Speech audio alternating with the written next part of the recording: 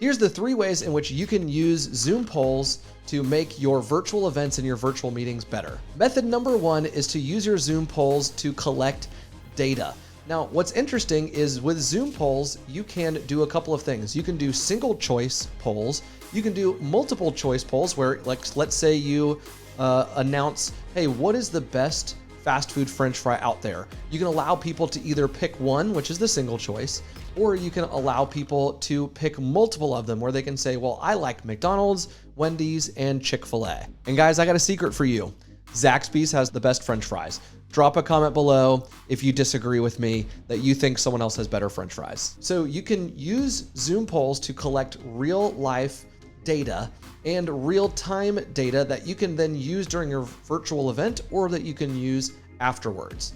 Let's say, for example, you're putting on an event for your customers and you want to know, are your customers ready to buy your product right here, right now? Well, you can put together a poll that says, do you need more information?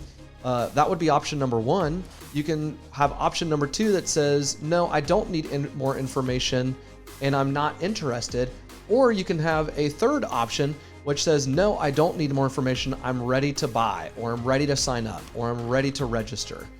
And then what happens is at the end of your virtual event, before logging out of Zoom, you download that data and you can have the person's name and all of the things that they selected. The second way in which you can use Zoom polls is you can play a game. You can make your virtual event way more fun if you play a game using Zoom polls.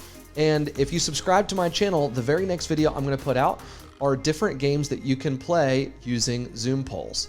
Here's the reason why you would play a game doing this is because who wants to show up to a boring 1 hour or 30-minute or 2-hour virtual event? Playing games is a great way to build trust with your audience because you just have fun and they enjoy your brand and they're enjoying themselves at your event, which means that they're going to like you, and people do business who they know, like, and trust. So if you want people to like you, play a game and have some fun. Hey, real quick before I go on to method number 3, if you're enjoying this video, please be sure to give it a thumbs up and subscribe. The third way in which you can use Zoom polls is simply to make your virtual event more engaging.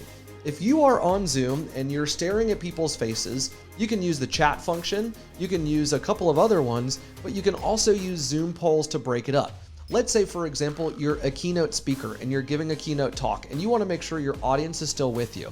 Because here's the thing about a virtual event, people can turn their video off, they can mute themselves, and they can pull up their emails and just be sending emails and really not even listening. So if you want to do something engaging that pulls them back towards the Zoom window where it's right front and center, launch a Zoom poll. That way they get a pop-up and they are voting, and it can be a simple vote. It can be on, like, let's say you're doing a keynote talk about team building. You can say, what's your favorite form of team building? Is it going outside and doing a field day?